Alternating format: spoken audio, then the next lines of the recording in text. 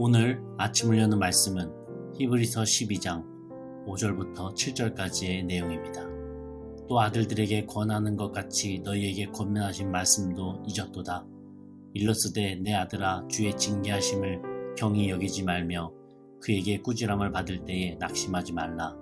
주께서 그 사랑하는 자를 징계하시고 그가 받아들이시는 아들마다 채찍질 하심이라 하였으니 너희가 참음은 징계를 받기 위함이라.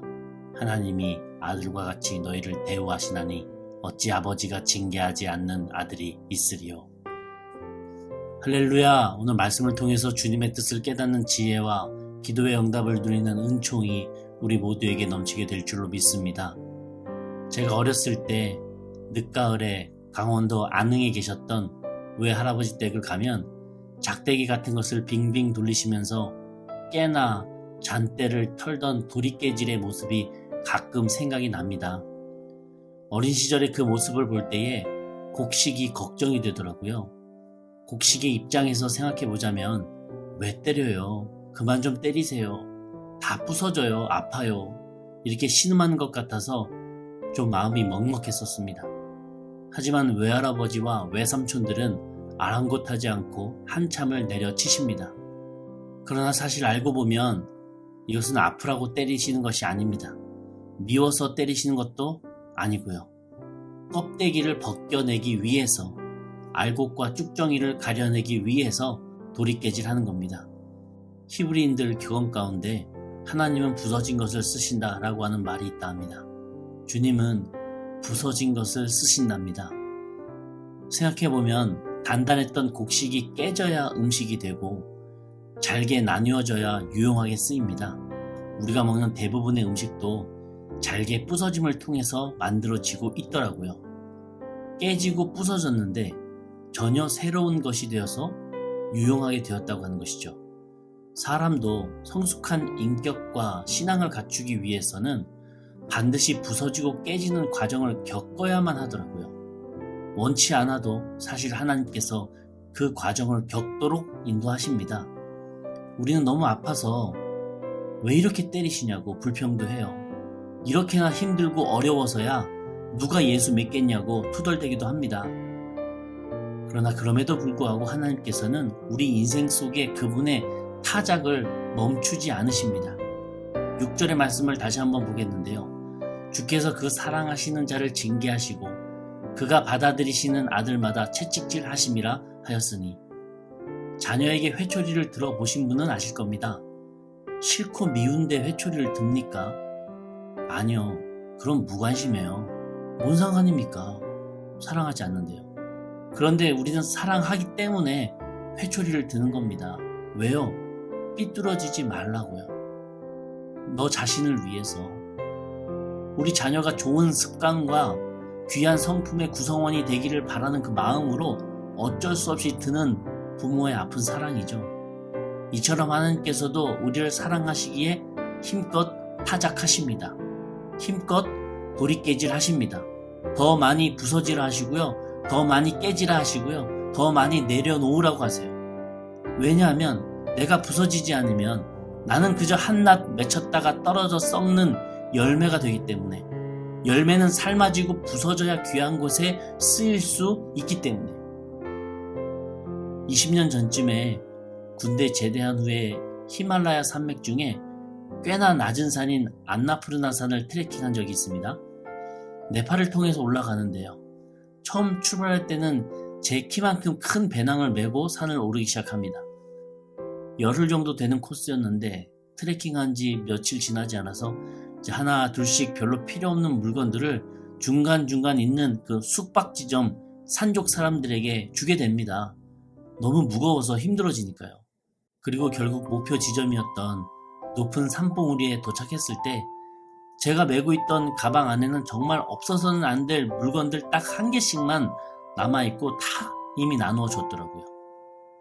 저는 먼 한국에서 이 히말라야까지 뭔가를 얻으려고 올라갔는데 결국에는 다 내려놓고 돌아오게 되더라 라고 하는 거예요. 그런데 그렇게 내려놓은 것으로 끝이었는가? 아니요.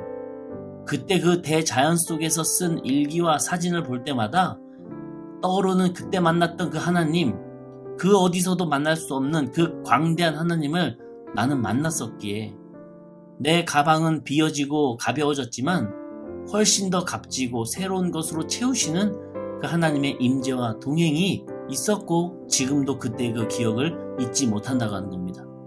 하나님께서 우리로 하여금 힘들어 내려놓게 하시고 깨지게 하실 때 우리가 잊지 말아야 할 그 믿음의 자세가 있다면 나를 새롭게 하시고 내 열매를 연결어가게 하시는 그 하나님의 계획이 있구나라고 하는 것을 우리가 영적으로 캐치할 수 있어야 합니다. 예루살렘 성전은 그 중심부로 들어갈수록 그 문의 크기가 점점 줄어든다고 하지 않습니까? 결국 그 중심에 있는 문은 내 몸 하나 겨우 들어갈 만한 크기로 변해 있었다고 하는 것을 보면서 주님께로 가까이 간다고 하는 것이 결국에는 뭔가를 얻기 위해서 가는 것이 아니라 오히려 더 내려놓고 포기하기 위해서 가는 여정이라고 하는 것을 느끼게 됩니다. 저는 여기서 깨닫는 것이 내가 인생의 좁은 문을 통과하며 내려놓고 깨지며 부서지는 그 인생의 여정이 결국에는 하나님 중심으로 가까이 다가가는 관문이었다고 하는 것이죠. 그때 사업적으로 힘들었었던 그 시간이, 그때 자녀가 아프고 어려웠었던 그 시간이, 내가 방황하고 고심했었던 그 시간이 내가 점점 좁은 문을 통과하며 하나님께로 다가가고 있었다고 하는 것이죠. 이렇게 우리가 하나님께로 더 가까이 가기를 원하듯이 하나님께서도 우리를 더 가까이에서 만나보기를 원하고 계십니다. 마치 내 사랑하는 내 자식을 가까이에서 보고 싶고 내 배우자를 항상 가까이에서 함께하고 싶단 말이죠. 혹 우리가 인생의 타작마당에서 아픔을 겪게 될 때에 내 가방 속에 꽁꽁 숨겨뒀던 그 무거운 욕심들을 하나 둘씩 내려놓고 점점 더 가볍게 하나님께로 가까이 가서 전혀 생각지도 못했었던 그 주님의 임재의 기쁨을 경험하시는 우리 성도님들 되시기를 간절히 기도하겠습니다. 유명한 욥기 23장 10절의 말씀 보면 이렇게 기록을 해요. 나의 가는 길을 오직 그가 아시나니 그가 나를 단련하신 후에는 내가 정금같이 나오리라. 대장간의 대장장이는 쇠를 두들겨서 연장을 만드는 일을 하는 사람이죠. 일상적인 연장을 만들기 위해서는 달궈진 쇠를 적당히 두들겨서 만들어냅니다. 그런데 아주 요긴하고 귀한 곳에 쓸 연장을 만들기 위해서는 몇 날 며칠 땀을 삐질삐질 흘려가며 달구고 두드리고를 반복합니다. 왜요? 왜 그런 티도 안 나는 어리석은 행동을 반복합니까? 왜냐하면 그 쇠 속에 있는 불순물이 빠져나가고 더 부드러워지기를 바라는 마음 때문입니다. 그렇게 더 부드러워져야 비로소 무엇보다도 강해지더라고요. 강함의 비결은 더 채움에 있는 것이 아니라 비움에 있었습니다. 대장장이의 그 두들기는 마음이 바로 우리를 향한 하나님의 마음입니다.